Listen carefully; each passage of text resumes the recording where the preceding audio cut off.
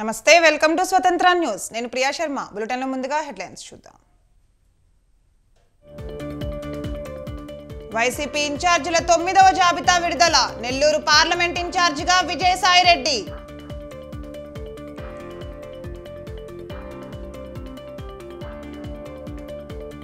అధికార పక్షం నుంచి కొనసాగుతున్న వలసలు నేడు టీడీపీలో చేరనున్న వసంత కృష్ణ ప్రసాద్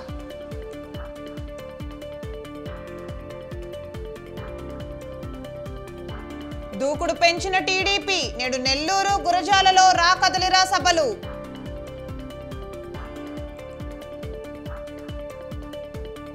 రెండు రోజుల్లో పార్లమెంట్ అభ్యర్థుల ప్రకటన పొత్తులపై క్లారిటీ ఇవ్వనున్న బీజేపీ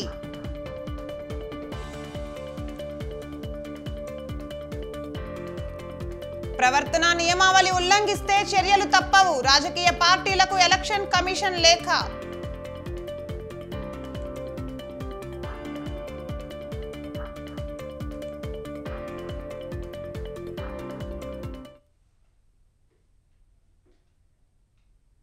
తెలంగాణ జలజగడం పీక్స్ కి చేరింది. నీటి ప్రాజెక్టులపై అధికార ప్రతిపక్షాల మధ్య మాటల యుద్ధం నడుస్తోంది.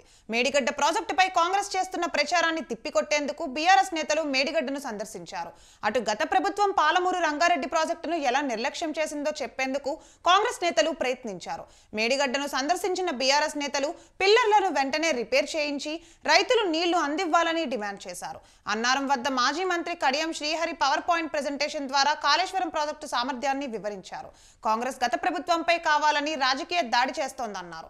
మాజీ మంత్రి హరీష్ రావు మాట్లాడుతూ కేసీఆర్ ఆనవాళ్లు లేకుండా చేస్తానని రేవంత్ రెడ్డి అన్నారని ఆయన దేనికైనా ఒడిగడతారని అవమానం వ్యక్తం చేశారు.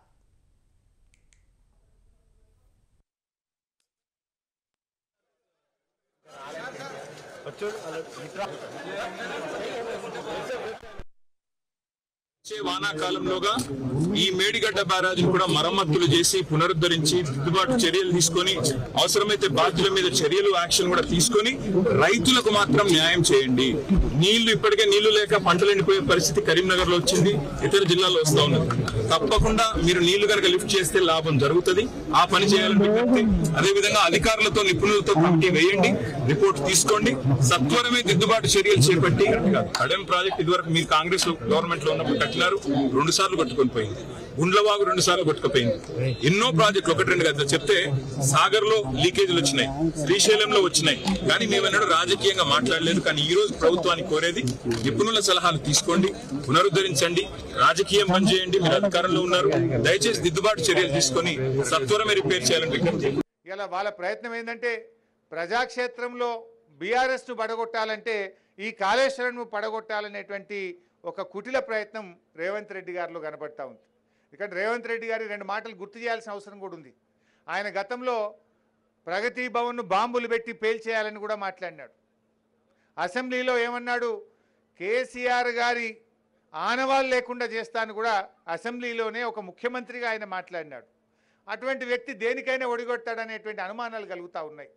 కేసీఆర్ గారి ఆనవాళ్ళు లేకుండా చేస్తా అన్నటువంటి ముఖ్యమంత్రి గారు రేపు కాళేశ్వరం ప్రాజెక్ట్ అనేది కేసీఆర్ కట్టినటువంటి ఒక ఇంజనీరింగ్ మార్వల్. ఇవాళ తెలంగాణకు లైఫ్ లైన్. తెలంగాణ వచ్చిన తర్వాత ఆయన ఎంతో దూరదృష్టితో రేపటి హైదరాబాద్ అవసరాలను, తెలంగాణ సాగునీటి, తాగునీటి, పారిశ్రామిక అవసరాలను దృష్టిలో పెట్టుకొని మరి ఒక 100 ఏళ్లకు దూరపు చూపుతోని ఇవాళ కేసీఆర్ గారు కాళేశ్వరాన్ని నిర్మించారు. కానీ ఆయన ఏంటంటే దీంతో ఆయనకు మంచి పేరు వచ్చింది, ఆయన ఆనవాళ్ళు లేకుండా చేయాలనేటువంటి కుట్రలు చేస్తున్నారనేటువంటి అనుమానాలు ఇవాళ రాష్ట్ర ప్రజల్లో కలుగుతూ ఉన్నాయి. అందువల్ల మీరు తక్షణమే ఆ కుట్రలు మానండి. మేడిగడ్డ బరాజు సంబంధించిన పిల్లలు కుంగిపోతే మొత్తం కాళేశ్వరం ప్రాజెక్టే పనికి రాకుండా పోయింది. రాష్ట్ర ప్రభుత్వం ఖర్చు చేసిన 93,000 కోట్ల రూపాయలు గోదావరి పాలైనవి. ఇంకా ఆ ప్రాజెక్టు ఉపయోగపడే అవకాశమే లేదు అన్నట్టుగా మాట్లాడుతున్నారు. గోరంతలు కొండంతలు చేసి రాష్ట్ర ప్రజలకు ఏదో జరిగిపోయింది అని తప్పుడు సమాచారం ఇచ్చే ప్రయత్నం చేస్తున్నది. అవన్నీ కూడా రాష్ట్రానికి, రైతాంగానికి ఉపయోగపడే విధంగా ఉన్నాయి. తప్పుడు ప్రచారం కాంగ్రెస్ పార్టీ చేస్తున్నది, ప్రభుత్వం చేస్తున్నది.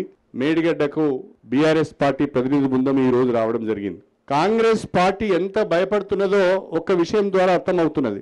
భారత రాష్ట్ర సమితి వాళ్ళ మేడిగడ్డ బ్యారేజ్ పర్యటన పెట్టుకుంటే కాంగ్రెస్ పార్టీ వాళ్ళు ఇవాళ పాలమూరు ప్రాజెక్టు యాత్ర పెట్టుకున్నారు. అంతేకాకుండా కాగ్ నివేదిక పైన రౌండ్ టేబుల్ సమావేశం పెట్టుకున్నారు. ఎందుకంటే మన పర్యటనకు సంబంధించిన విషయాలు, మేడిగడ్డ బ్యారేజ్కి సంబంధించిన వాస్తవాలు ప్రజలకు చేరొద్దు, న్యూస్ వాల్యూ రావద్దు, స్పేస్ పత్రికలలో కానీ ఛానల్స్లో కానీ స్పేస్ మనం ఆక్యుపై చేయాలనే ఒక ఆలోచనతో ఇవాళ వాళ్ళు పాలమూరు పర్యటన పెట్టుకున్నారు. అదేవిధంగా కాగు పైన రౌండ్ టేబుల్ సమావేశం పెట్టారు. పాలమూరు జిల్లా ప్రాజెక్టులపై మాజీ సీఎం కేసీఆర్ కక్షపూరితంగా వ్యవహరించారని మహబూబ్ నగర్ పార్లమెంటు నియోజకవర్గ కాంగ్రెస్ ఎంపీ అభ్యర్థి వంశీచంద్ రెడ్డి ఆరోపించారు. దీంతో ఈ ప్రాంత రైతుల నోట్లో కేసీఆర్ మట్టి కొట్టారని అన్నారు. చెలో పాలమూరు రంగారెడ్డి రిజర్వాయర్ల సందర్శనలో భాగంగా ఎమ్మెల్యేలు మధుసూదన్ రెడ్డి, అనిరుత్ రెడ్డి, శ్రీహరి, పర్ణికారెడ్డి తదితరులతో కలిసి కరివెన ప్రాజెక్టును సందర్శించారు. కేసీఆర్కు పాలమూరు రాజకీయ భిక్ష పెట్టిందని, ఇక్కడి ప్రజల అమాయకత్వాన్ని ఆసరాగా చేసుకుని 2 సార్లు అధికారాన్ని అనుభవించారన్నారు.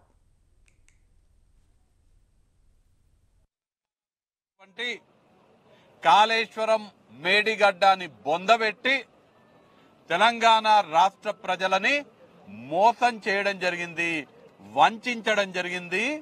మరీ ముఖ్యంగా మన పాలమూరు జిల్లా పైన కేసీఆర్ పగబెట్టుకొని పాలమూరు జిల్లాని ఎడారిగా మార్చే కుట్ర కేసీఆర్ చేయడం జరిగింది. ఏ మహబూబ్ నగర్ ప్రజలైతే 2009వ సంవత్సరంలో జరిగిన లోక్సభ ఎన్నికల్లో కేసీఆర్ కి ఓట్లేసి ఎంపీగా గెలిపించి రాజకీయ పునర్జన్మ కేసీఆర్ కి ఏ మహబూబ్ నగర్ లోక్సభ నియోజకవర్గ ప్రజలు ఇచ్చిండ్రో అదే మహబూబ్ నగర్ పై కుట్ర చేసి పగబెంచుకొని ఉమ్మడి మహబూబ్ నగర్, ఉమ్మడి పాలమూరు రంగారెడ్డి జిల్లా రైతుల నోట్లో మట్టి కొట్టినటువంటి దుర్మార్గపు రాజకీయ నాయకుడు కేసీఆర్. హైదరాబాద్ సహా తెలంగాణలోని 17 ఎంపీ స్థానాల్లోనూ బీజేపీ విజయం సాధిస్తుందని కేంద్ర మంత్రి కిషన్ రెడ్డి ధీమాగా చెప్పారు. కాంగ్రెస్, బీఆర్ఎస్, మజ్లిస్ పార్టీలు ఏకమై బీజేపీని ఓడించాలని కుట్ర పన్నుతున్నాయని కిషన్ రెడ్డి ఆరోపించారు. ప్రజలకు 6 గ్యారంటీల పేరుతో మభ్యపెట్టి మాయ చేస్తున్నారన్నారు. ఎన్నికలు సమీపిస్తున్న వేళ బీజేపీ, బీఆర్ఎస్ ఒక్కటే అని ప్రజలకు మోసం చేస్తున్నారని కిషన్ రెడ్డి అన్నారు.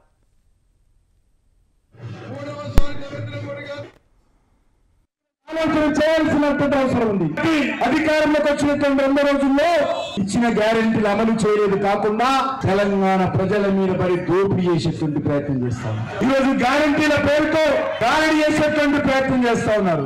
ఈ రోజు మరి వంట గ్యాస్ కనెక్షన్ విషయంలో కావచ్చు, లేకపోతే ఈరోజు అనేక రకాలుగా ఇది అసెంబ్లీ ఎన్నికల్లో ఇచ్చిన హామీ, దీన్ని పూర్తిగా పేద ప్రజలందరూ కూడా అమలు చేయాల్సినటువంటి బాధ్యత కాంగ్రెస్ పార్టీ ఉన్నటువంటి ప్రతి కుటుంబానికి 200 యూనిట్ల విద్యుత్ ఇవ్వాల్సినటువంటి అవసరం ఉన్నది, ఉచిత విద్యుత్. కానీ ఈరోజు ఆ రకంగా చేయడం లేదు. దరఖాస్తుల పేరుతో తెలంగాణలో నరేంద్ర మోడీ గారి నాయకత్వంలో భారతీయ జనతా పార్టీ గెలవకుండా ప్రయత్నం చేస్తారు. మజ్లిస్ పార్టీ సహకారంతో ఈ 3 పార్టీలు కూడా ఏకం కావాలని, భారతీయ జనతా పార్టీ గెలవద్దని ఈరోజు తెలంగాణలో Congress party, BRS party, MIM party 3 పార్టీలు కలిసి పనిచేస్తా ఉన్నాయి. కాబట్టి ఈరోజు ఆలోచన చేయాల్సినటువంటి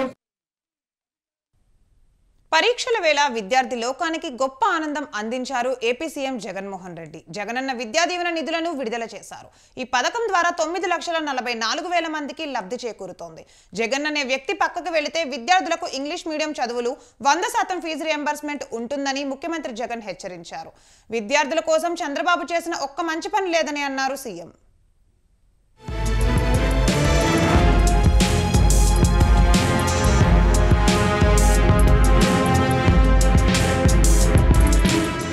కృష్ణా జిల్లా పామరు నియోజకవర్గంలో జరిగిన జగనన్న విద్యా దీవెన కార్యక్రమంలో సీఎం జగన్ పాల్గొన్నారు.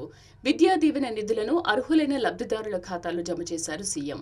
రాష్ట్రంలో ఉన్నత విద్యను అభ్యసిస్తున్న 9.44 లక్షల మంది విద్యార్థులకు 2023 అక్టోబర్, నవంబర్, డిసెంబర్ త్రైమాసికానికి సంబంధించిన జగనన్న విద్యా దీవెన కింద 708.68 కోట్ల రూపాయలను సీఎం జగన్ విడుదల చేశారు. ఈ 57 నెలల కాలంలోనే మొత్తం 29,66,000 మంది పిల్లల భవిష్యత్తు తీర్చిదిద్దేందుకు 12,610 మంది తల్లుల ఖాతాల్లోకి నగదు జమ చేశామన్నారు సీఎం జగన్. విద్యా దీవెన, వసతి దీవెన పథకాలకు సీఎం జగన్ ప్రభుత్వం ఇప్పటివరకు 18,002 కోట్ల రూపాయలను ఖర్చు చేసినట్లు చెప్పారు. తల్లిదండ్రులకు మంచి చేసే ఒక గొప్ప కార్యక్రమానికి శ్రీకారం చుట్టాం. 57 నెలలుగా ఈ కార్యక్రమాన్ని జరిగిస్తా ఉన్నాం. ఈరోజు గత త్రైమాసికానికి అంటే అక్టోబరు, నవంబరు, డిసెంబర్ త్రైమాసికానికి సంబంధించి ఆ 3 నెలల కాలానికి సంబంధించి ఆ పిల్లలకు ఖర్చయ్యే పూర్తి ఫీజు రీయింబర్స్మెంట్ను 9,45,000 మంది విద్యార్థులకు మేలు చేస్తూ నేడు ఈ కార్యక్రమం అయిపోయిన వెంటనే నేరుగా బటన్ నొక్కి ఆ పిల్లల, ఆ తల్లుల, వీరిద్దరి జాయింట్ అకౌంట్కు ఏకంగా 708 కోట్ల రూపాయలు నేరుగా పంపించడం జరుగుతుంది. ఈ కార్యక్రమం అయిపోయిన వెంటనే ఈ 708 కోట్ల రూపాయలతో కలుపుకొని ఈ 57 నెలల కాలంలోనే అక్షరాల మీ అన్న ప్రభుత్వం చెల్లించిన ఈ పూర్తి ఫీజుల మొత్తాన్నే తీసుకుంటే ఏకంగా 29,66,000 మంది పిల్లలకు మంచి జరిగిస్తూ ఇప్పటిదాకా జగనన్న విద్యా దీవెన అనే ఈ ఒక్క కార్యక్రమం ద్వారానే 12,609 కోట్ల రూపాయలు నా అక్క చెల్లెమ్మల కుటుంబాల ఖాతాల్లోకి నేరుగా జమ చేయడం జరిగింది. పిల్లలకు మంచి చేస్తున్నా తమపై చంద్రబాబు అండ్ కో యుద్ధం చేస్తామని చెప్పడంతో సీఎం జగన్ ఫైర్ అయ్యారు. గవర్నమెంట్ బడుల్లో ఇంగ్లీష్ మీడియం తీసుకురావడానికి మనం చంద్రబాబుతో యుద్ధం చేయాల్సి వచ్చిందన్నారు. అలాగే ఒక దత్తపుత్రుడితో యుద్ధం చేయాలని అన్నారు. పెత్తందారులుగా వారు ఉండాలట, పనివారిగా మనం ఉండాలట అని విమర్శించారు. పరిశ్రమలు వారివట, కార్మికులు మనమట, పెత్తందారి మనస్తత్వాలు చూడండి అంటూ జగన్ దుమ్మెత్తిపోశారు. వారి పిల్లల చేతుల్లో ట్యాబ్లు ఉండొచ్చు, కానీ మన పిల్లలకు ట్యాబ్లు ఇస్తే చెడిపోతారని అడ్డుపడుతున్నారని ఆవేదన వ్యక్తం చేశారు. పెత్తందారి మనస్తత్వానికి ఇవన్నీ నిదర్శనం అన్నారు. గవర్నమెంట్ బడులలో సిబిఎస్ఈ నుంచి ఐబీ దాకా ప్రయాణం చేయించడం మొదలెడితే అప్రిషియేట్ చేయాల్సింది పోయి ఈ రోజు మన కర్మ ఏమిటో తెలుసా? ఇలా మన గవర్నమెంట్ బడులలో ఇంగ్లీష్ మీడియం తీసుకువచ్చినందుకు ఒక చంద్రబాబుతో యుద్ధం చేయాల్సి వస్తా ఉంది, ఒక దత్తపుత్రుడితో కూడా యుద్ధం చేయాల్సి వస్తా ఉంది. మీ జగన్ పిల్లలకు ట్యాబులు ఇస్తే మాత్రం ఆ పిల్లలు ఆ ట్యాబుల్లో ఏమేమో చూస్తూ చెడిపోతున్నారు అని చెప్పి యాగి చేస్తారు. పెత్తందారులైన వారికో ధర్మమట, పేదలైన మీకో ధర్మమట. పెత్తందారులుగా వారు ఉండాలట, పనివారిగా మనం ఉండాలట. పరిశ్రమలు వారివట, కార్మికులుగా మాత్రమే మనమట. సామ్రాజ్యాలన్నీ వారివట, సామాన్యులుగా మాత్రమే మనం మిగిలిపోవాలట. 3 సార్లు సీఎంగా పనిచేసిన చంద్రబాబు పేద విద్యార్థులకు చేసిన మంచి ఏంటని జగన్ ప్రశ్నించారు. పేద పిల్లల భవిష్యత్తు మార్చేందుకు ఎప్పుడైనా చంద్రబాబు ప్రయత్నించారా అని నిలదీశారు. చంద్రబాబు పేద విద్యార్థుల కోసం ఏం చేశారన్నారు. చంద్రబాబు పేరు చెబితే ఆయన చేసిన చెడు చాలానే ఉందన్నారు. చంద్రబాబు ఏ రోజైనా ప్రభుత్వ బడులను పట్టించుకున్నారా? నేను చేసిన పనుల్లో 1% చంద్రబాబు చేశారా అని ధ్వజమెత్తారు. విద్యా దీవెన నిధులు అందడంతో విద్యార్థుల తల్లిదండ్రులు సంతోషించారు. కానీ చంద్రబాబు నాయుడు గారి పేరు చెబితే మాత్రం ఆయన చేసిన చెడు మాత్రం, విద్యారంగంలో ఆయన చేసిన చెడు మాత్రం చాలా అంటే చాలా చెప్పుకోవచ్చు. మొట్టమొదటిసారి గవర్నమెంట్ బడిని నీరుగార్చింది చంద్రబాబు నాయుడు గారు. తన కార్పొరేట్లు, నారాయణ చైతన్య సంస్థలని పోషించిన వ్యక్తి చంద్రబాబు నాయుడు గారు. అక్కడ డబ్బులు కట్టిన వారికి మాత్రమే ఇంగ్లీష్ మీడియం, ఇక్కడ గవర్నమెంట్ బడిలో మాత్రం తెలుగు మీడియం. ఇలా నిర్దేశించింది చంద్రబాబు నాయుడు గారు.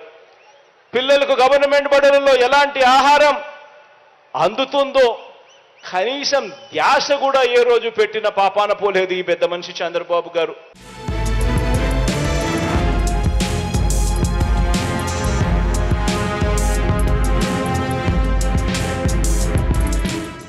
ఇక ఇవి బులెటిన్ అప్డేట్స్. కీప్ వాచింగ్ స్వతంత్ర న్యూస్.